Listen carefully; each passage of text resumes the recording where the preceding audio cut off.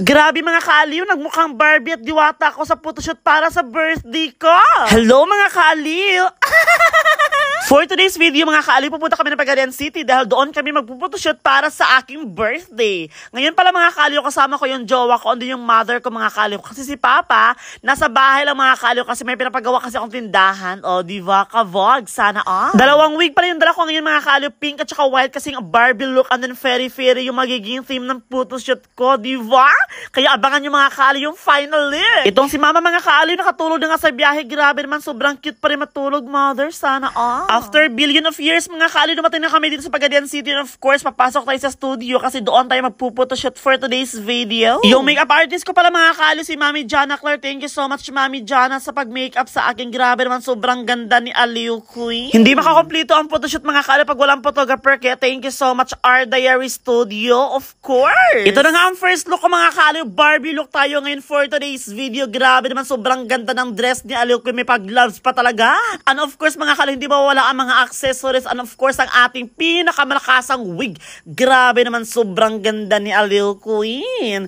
Thank you so much pala sa assistant ni Mami Jana Claire. O, diba? Sobrang babait nila mga kaaliw. At dahil ready na ako mga kaaliw, syempre mag-start na ang photoshoot for today's video. Grabe naman mga kaaliw, naka-pink ako lahat ngayon.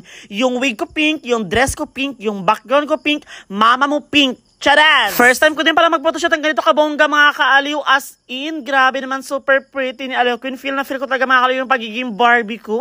Oo mga kaaliw, Barbie. Barbie lot. Hoy! At dahil Barbie nga ang atake natin ngayon mga kaaliw, syempre naman nag-prepare si Mami Jana Claire ng pastan. And then may nakalagay na Barbie. O, diba kavog mga kaaliw? Barbie ang inyong Aliw Queen for today's video. Nag-picture din pala kami ng jowa ko mga kaaliw, si Norjam Abusan. O, diba super gwapo ng boyfriend ko. Sana, oh my boyfriend. Pagkatapos ng Barbie look mga kaaliw, ang next naman ay fairy-fairy. Grabe naman, super pretty ng white dress ko mga kaaliw. Then may mga paro-paro. Grabe ng paro-paro G.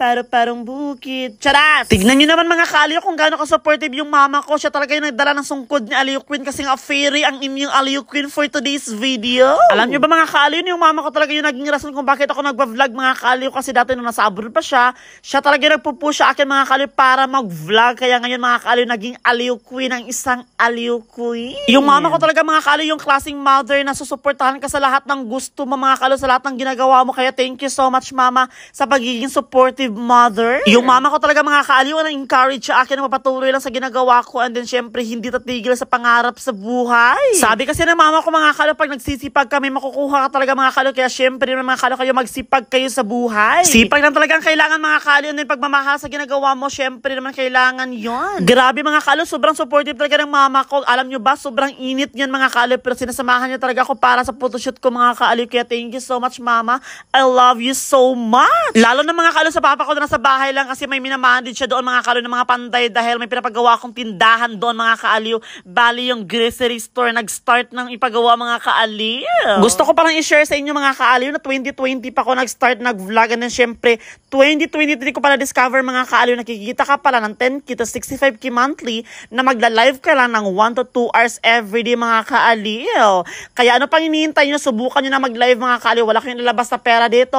Ang kailangan nyo lang is mag-join sa agency. And then pag nakapasok ka na sa agency mga kaaliw, pwede ka lang mag-live at nakikita ka ng 10K to 65K monthly yan mga kaaliw. Kaya paano makapag-join? I-download nyo po ang link na nasa bio ko dito sa TikTok mga kaaliw. Kailangan dyan kayo mag-download sa bio ko. After nyan mga kaaliw, gumawa kayo ng account. And then syempre, i-follow nyo ko doon, Aliw Queen 17. Good luck mga kaaliw. Sundin nyo lang ang steps para makapasok. Good luck. Love you. Mwah!